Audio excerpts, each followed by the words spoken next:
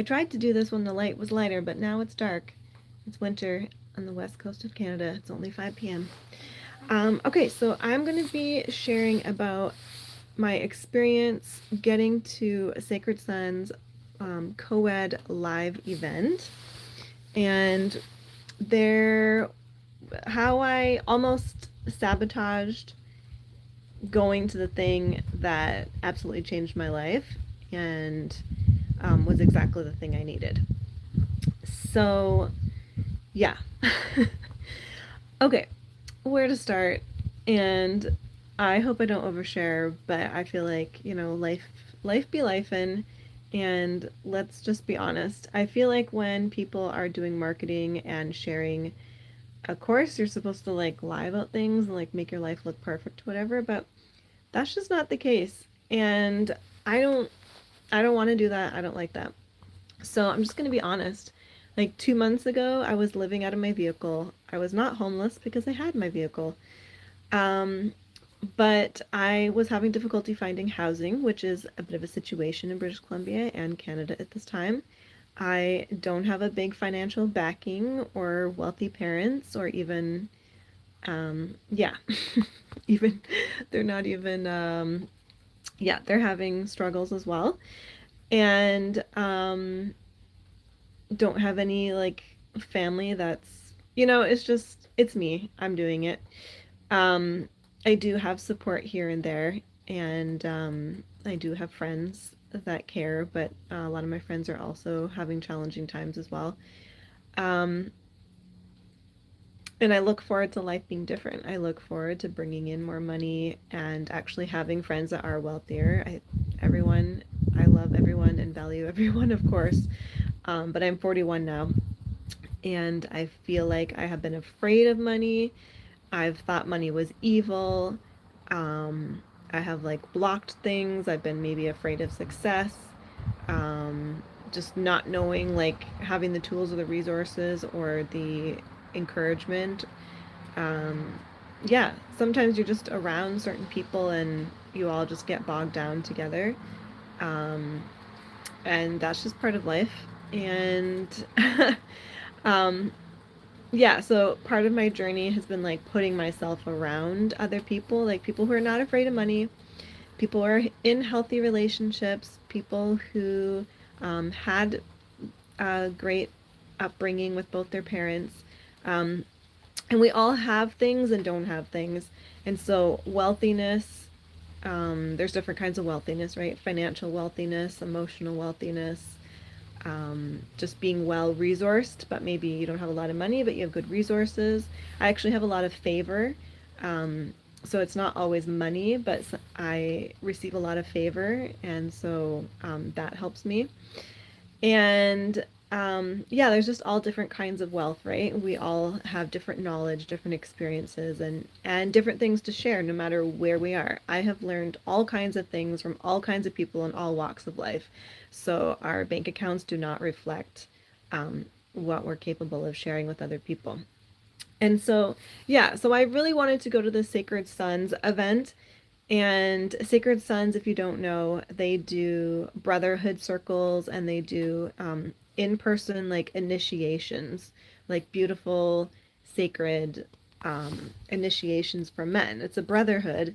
And they are doing the inner heart work. They're healing the parental, the mom and dad woundings. Even if we had great parents, we can still internalize things differently or just pick up things that were not super healthy. Um, this is part of being human, apparently. And so, yeah, those men are doing that sort of that inner work, if you will, and growing in brotherhood and creating that unity and that community with each other, which we all need. Sisters need sisterhood, brothers need brotherhood, and then we also need each other as well, right? In union, unity. And so this event was the second event that they did. It was called Remembrance, and it was a co-ed. So the women were there and the men were there. But the men created this container that the women could walk into, and the facilitators, the people who have been doing this. Can I do a little retouch since the lighting is weird? That would make me feel good. Um, I retouched the camera to make the lighting a bit better. Um, and so I really, really wanted to go to that event. And I knew that being there, I would just be in these people's frequency. And by these people, I mean loving men doing the work, family oriented, union oriented, sacred union oriented, connected to spirit, connecting more with spirit.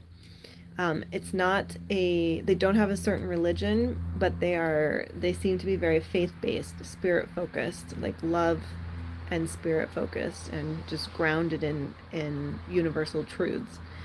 Um, and I knew that the women going there would be women who also believed in union and family and sacred union and connecting with spirit, and wanted to honor themselves and honor these men. And we're honestly, I think we're all just kind of curious too, like, what are these men doing? And is there anyone here that might be a good match? Um, I'll speak for myself with that, but I think that we're thinking that.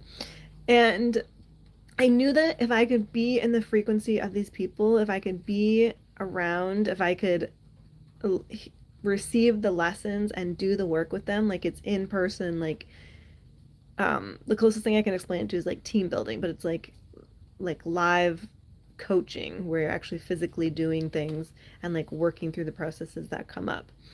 And I was living out of my vehicle with my pets, my pet bunnies, and having difficulty finding housing. Housing is difficult. Prices have like doubled and tripled, and then having pets is like bonkers town. But I was not giving up all my pets, and I actually enjoyed the freedom of living out of my vehicle. I purposely went car camping before, so it was like I was car camping, except not on purpose, which was emotionally difficult.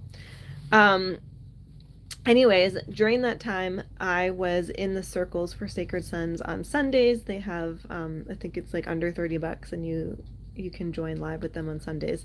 And so I was doing that, and I was, my emotions were all over the place, trying to like keep yourself safe and fed and take care of your pets and live out of your vehicle and get a camping spot every night. It's not for the faint of heart. Um, and so, but I was in a safe community, a safe area. So I wasn't worried about that aspect, and also a beautiful area in British Columbia. Um, but it was quite the emotional ride, and I wanted to go to the Sunday circle, but I actually didn't want to go live and be sitting in my car, because it was a bit embarrassing. And I just felt like, okay, you just need to go. Like you just go to the Sunday circle. This is probably going to be encouraging. You've enjoyed it before. And also the one of the co-founders of Sacred Sons was going to be the leader that day, and I'd never been in session with him. And so I was like, oh, I really should go because that would be great. And so we did the session. The way that he held the space was so um grounding and made me feel so safe. I have led and facilitated things. I've been a teacher. I've worked in social services. I've worked in humanitarian aid. I've lived overseas. I've worked with military men.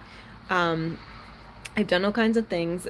And sometimes, if a facilitator isn't facilitating well or not the way that I think they should be, there's this leadership in me that wants to like make sure that everybody's safe and make sure that the container is taken care of.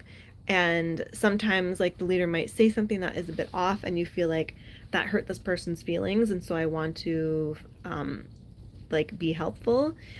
I actually didn't feel that with him. I was just like, this man can handle anything that comes at him. He can handle anything these people say. He can handle any emotions that come up. And I don't need to be worried. I don't need to be worried for other people. I don't need to try to make this space better because he is holding the container well.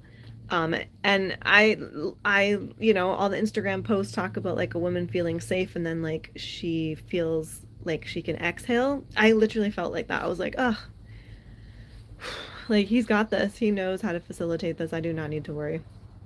Um, And so I was like, oh, I really appreciate this man. Like he actually he embodies what he's teaching. He embodies the work that he's doing in this brotherhood. And yeah, so anyways, all that to say, at the end of the session, I knew that this remembrance in-person event was coming up, and it's 2,000 American dollars. And I did not have that kind of money.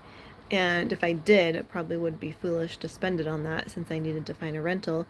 Um, and so I just decided to ask, like, what kind of help is available? What kind of support is available for people attending? And he let me know that there was a 50% scholarship that was available and that I should apply for that. Hello, Bunny. Bunny is walking over. I should apply for that. And I said, okay. And I didn't really want to share too much about my story at the time. And I was like, okay, that would be great. And I think I might have said a little something. And then he said, and there might be an option for a 100% scholarship. And I was like, oh, Nelly, that would be so amazing. I could actually go because 50% I still could not go. And so I went through that process. I wrote a bunch and shared a bunch and sent off the emails. And then the 50% was offered. And then I reminded, there was the option for 100%. Is that actually possible? And then they wrote back, the admin person wrote back and said, yes, I've heard what was discussed before, and yes, that's possible. I felt so freaking grateful. Oh my gosh. Because wow, I was like, yes, that is amazing. And the money that it would cost me to actually drive there, it's in a different country. I'm in Canada, it's in the US, to take the ferries. I live on an island. Um, to pay for my snacks and meals and the gas to get there. Like that was, I didn't actually have enough money for that. So I was going to need to make that work. Um, and the process of leaning into that and being just like, no, I need to find the money for the ferry boats. I need to find the money for the gas. They've given me a 100% scholarship. I need to be there. I'm meant to be there. I envisioned myself being there in February of 2025. I was like, this happens. I was always going to be there. I can't believe, but I can believe that I got that scholarship. And yeah, then I was just like talking to my housemates and just praying, and there were so many emotions pulling me back and forth, like, no, this is ridiculous, like you should save this money, and like, what about your pets, who's gonna pet sit for you? It was very detailed pet sitting for my 9 bunnies.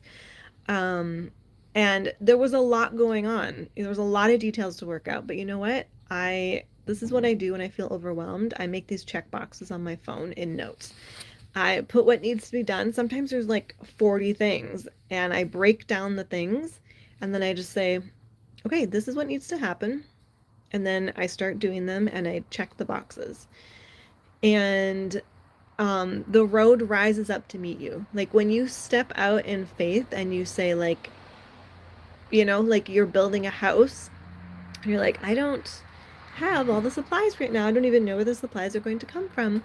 Um, we have this perfectionist idea that we need to gather everything together, make sure it's all perfect, measure, like I'm not a house builder, but um and sometimes it just doesn't work like that. You have to start the project, you have to go in that direction, and then because the energy of you going in that direction is happening, the road rises up to meet you. People are like, "Oh, I heard that you're walking that way. Do you need a basket?"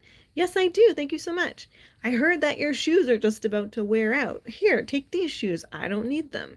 But if you were just sitting in one spot and not taking any action, then those people wouldn't even know what you're doing, so they can't offer you anything, and you can't meet those people because you weren't walking forward. So that is the journey of entrepreneurship. That is the journey of life. That is the journey of relationships. This is our campfire talk because it is getting darker and darker out here. Um, and that is how the best things for me have happened, when I'm just like, I don't know how this is going to happen, but I trust the process, and it gets really freaky sometimes. It gets all Indiana Jones up in here. Like, I cannot see the next step. I'm about to fall into a ginormous cavern that just keeps going down and get a lot of bruises and feels like you're going to die. And then you take a step. And sometimes you do trip. Sometimes I have slipped. I have got bruises and scratches and some scars, okay? Um, but the road does rise up to meet you, and you do get stronger. Maybe you're holding on to the edge of the cliff and you somehow got stronger and then swung yourself over. Or somebody came by and was like, hey, take this power bar. And you're like, why are you giving me a power bar? Like, can you give me a freaking hand? Like, it feels weird like that sometimes, but that's kind of how it happens. But like, you couldn't have gotten through without that power bar. So it's like, okay, thank you for the power bar. I don't know why. I don't know why it happened like that, but I needed to take the power bar and then build up my strength and then do it myself. Um, so is that resonating? Does that make sense? I'm sure you have experiences before as well. Um, and so that's how I experienced getting to Sacred Sons and being there and camping. Um, that was part of the process for me, like stepping out in faith. And then so many good things happened. I met so many amazing people. The frequency was amazing. My body, like my cells were like vibrating in a new frequency. Um, a bunch of things happened for me right after that, and beautiful connections. And I had actually had the idea given to me to do this gratitude for men before I went to that in September.